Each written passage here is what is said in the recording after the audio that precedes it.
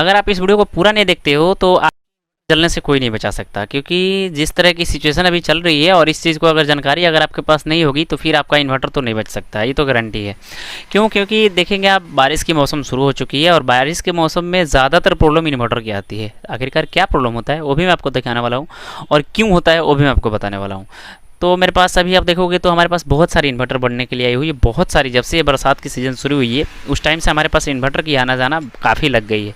जैसे 3-4 तो अभी काउंटर के पास ही में पड़ी हुई है, तो मैंने एक सामने रखा हुआ है। जैसे कि थोड़ी बहुत प्रॉब्लम होती है तो मैं उसको थोड़ा सा फेस कर लेता हूँ, लेकिन इस तरह की अगर प्रॉब्लम आती है तो आपको भी इस चीज़ की जानकारी रखना ज़रूरी होता है, जिससे आप अपने से अपना इन्वर्टर को बचा सकते हो जलने से। रीज़न ये होता है कि जब आपकी बारिश की मौसम शुरू होती है उसके साथ साथ बिजली की मतलब गर्जन भी शुरू होती है, और बिजली की गर्जन से आपकी दो चीज़ पे बहुत ज़्यादा इफेक्ट पड़ता है। फर्स्ट इफेक्ट पड़ता है आपका इन्वर्टर पे, दूसरा इफेक्ट पड़ता है आपका जनरेटर अल्टरनेटर पे। जैसे कि आप जनरेटर जो कि 5 kV, 2.5 kV, 8 kV, 10 kV, उस पर ज़्यादा इफेक्ट पड़ता है। एक चीज़ और, लोड प्लेट वाले जनरेटर पे ज़्यादा इफेक्ट पड़ता है। अगर आपका पीटीयू टाइप जनरेटर होगा उस पर आपका नहीं पड़ता है।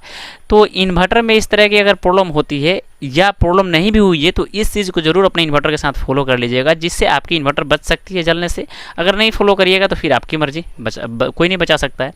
तो हमारे पास एक इन्वर्टर आई है। सबसे पहले इसका प्रॉब्लम समझते हैं। तो मैंने सोचा कि इसकी आपको जानकारी कुछ दे दी जाए। तो जैसे ये 11-15 की इन्वर्टर हमारी हो जाती है, 11-15 इसकी साइज़। और इसमें आप प्रॉब्लम देखोगे तो ये मॉस्फेट जली हुई है। आपको स्पष्ट रूप से ये वाला मॉस्फेट आपको दिखाई देगा कि इसकी मॉस्फेट ये जल चुकी है, जो कि 75-45 इसमें मॉस्फेट लगाई गई है, जो कि एक्चुअली में काफ़ी ज़्यादा एम्पियर के होते हैं। आपको दिखेगा इसमें 75-45 की मॉस्फेट लगाई गई है, जो कि काफ़ी ज़्यादा एम्पियर के होते हैं। 3 इधर और 3 इधर मॉस्फेट लगाई गई है, जो कि अपने आप में बहुत ज़्यादा एम्पियर के होते हैं। जैसे यहाँ पे 3205 भी लगे रहते हैं, P55 भी लगे रहते हैं, Z44 भी लगे रहते हैं, लेकिन Z44, P55, 3205 के एम्पियर कम होती है। लेकिन इसके मुकाबले ये जो मॉस्फेट इसमें लगी है ये बहुत हाई क्वालिटी की मॉस्फेट है, फिर भी ये मॉस्फेट जल चुकी है। इसका रीज़न क्या हुआ?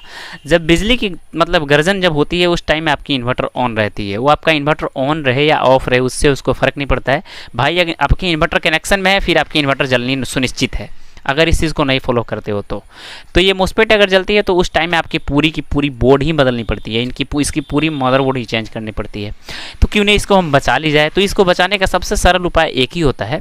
अगर आपने वायरिंग करा रखी है अपने घरों में तो उसमें आप लोग देखोगे कि ये कॉमन की वायर एक होती है, ऊपर आपको दिखेगा बॉडी अर्थ। ये वाली जो वायर होती है फर्स्ट में बॉडी अर्थ, जो कि मैं कोई भी वीडियो बनाता हूँ उसमें आपको ये बोलता रहता हूँ इलेक्ट्रिक रिलेटेड कि आपको बॉडी अर्थ पे ज़्यादा कमांड देनी होगी। तो ये होती है बॉडी अर्थ। तो बॉडी अर्थ को सबसे पहले आपको एक चीज़ ध्यान रखनी होगी, इस बॉडी अर्थ को जब भी आप इन्वर्टर का कनेक्शन कर रहे हो तो इस बॉडी अर्थ को अगर इसमें आप नहीं भी डाल रहे हो तो साइड से आपको कोई भी एक इसमें से स्क्रू खोल लेनी होगी। एक कोई भी स्क्रू खोल ले, उसमें एक पतली तार हो या मोटी तार हो, कोई भी तार को बांध करके और एक अर्थ जरूर डाल दे कहीं ना कहीं अपने ज़मीन में, जहाँ से आपकी इन्वर्टर शुरू होती है। वो क्यों ना आपकी ज़मीन में मतलब 1 फीट का ही रट जाए, इससे मतलब नहीं है, लेकिन इसके बॉडी में कहीं से भी, या आपकी यहाँ से लेकर के इस वायर में आपको देखेगा, या आपका मेन वायर के यहाँ पे दिखेगा हरा वाला वायर, इसी का वायर होता है। इसी का वायर डायरेक्टली यहाँ पे देखोगे तो ये डायरेक्टली यहाँ पे जुड़ी रहती है, और यही ले करके आप डायरेक्टली देखोगे तो इस बॉडी में यहाँ पे कसी गई है। यहाँ पे आपको दिखेगा ट्रांसफार्मर की एक क्लिप में इसको कसी गई है। तो आप यहाँ भी इसी किसी भी बॉडी में भी कर सकते हो, या आप डायरेक्टली यहाँ मेन वायर से भी ले सकते हो। अगर ये चीज़ नहीं की हो अपने इन्वर्टर के साथ तो इस चीज़ को कर लीजिएगा, क्योंकि इस तरह की अगर प्रॉब्लम शुरू होती है तो कम से कम आपका 1400 से 1700 के बीच में आपकी खर्च आनी ही आनी है।